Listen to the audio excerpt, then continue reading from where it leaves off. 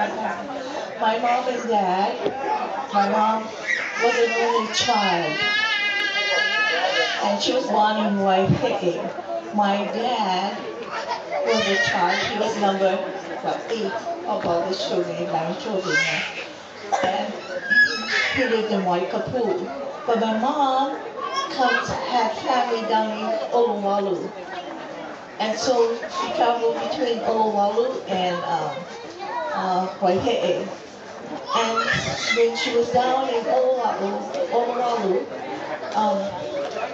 my dad was in love with your grandmother, Louisa. Louisa, that was, but you know how, when you have gossip about somebody, oh, she said something. Well, evidently heard something, and I don't know what it is. And he got upset at Louisa. And so he went and he said, I don't want to have anything to do with you. So he went and turned around and saw and said, I'll take you. And that was my mom. And my mom and Auntie Louisa were friends because they come from the same town, yeah? And so my mom and my dad was like, I fell in love with him because he came on his white horse and he had his hat turned up like this. He's a cowboy, and he said, he was the most handsomest man to her. They got married when she was 16 and he was 17. Wow. 1920, no, not 1920. My sisters were born 1918. So it was 2 years after they got married. Auntie Dinah was born, like 1960. That's when they got married. August of 24.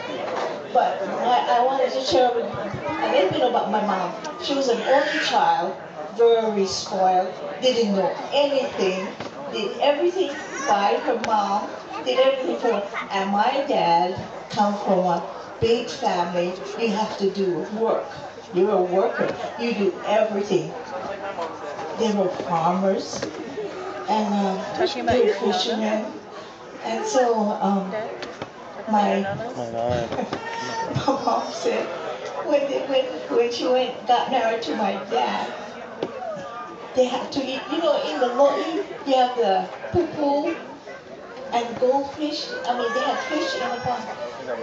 They had to eat that, and she said she would pinch him at dinner time. She said she cannot eat that, cannot swallow it, because she wasn't used to eating that kind of food. And that's what the family was raised on. You eat what you have on the table. So she was pinching him, and she said, eat, and then you be okay, just eat. And she said, Uncle Herbert taught her a lot about how to live as a woman. Because her mom did. When they had a money at that day, you didn't have pad. You had strip of cloth and you wrap it up, and use it. But you have to wash it after that. And so he said, no, you go down by the street, wash. And he was the one, he was little, but he said, you wash that, and you hang it on the hedge. Yeah, you put it so dry. But that uncle, Herbert, was the one that taught him how to do that. And so I just shared this because my mom said that this is how she was brought up. And she didn't know how to take care of herself, but she was there. And then Uncle Moki,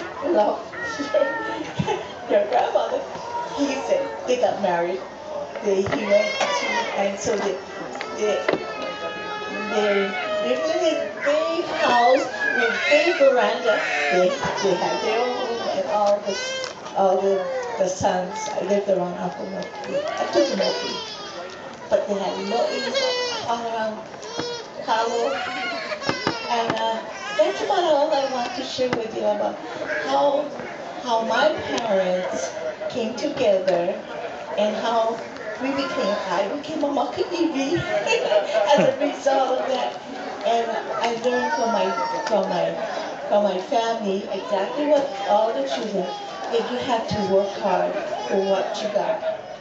And you persist, you become one that in love with the land, with the island.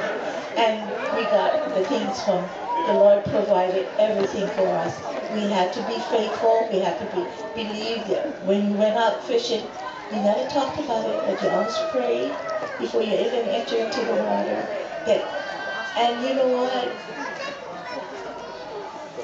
When we came home, my dad would get fish.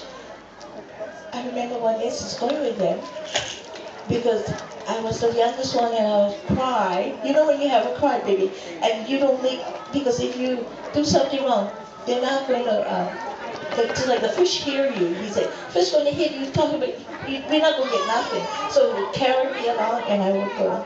And we get down to the beach, Momona side, and my mom never bring a match. We go with the torch here. And then me and my dad said, you never get mad because you know you're out for a good purpose. He said, that's great. And I remember that because I was there with him, dark night, and he prayed. And you know, the moment you have this cave, when I say cave, you know the rock? And then he went and he put his hand and he had match. Got the match, and that's how we had plenty of fish. You know, I never saw fish just lie down. I don't know if you've seen, but in the papa, the fish just lie down. All you do is my mom would put her skirt, pick it up, Momona. And so that was sacred ground for us, the family. This is where we got our food from. And we'll take home. The whole Pu'ukapele had fish.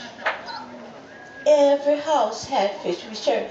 But whether you're a member of the family or a community member, that was all ohana, yeah?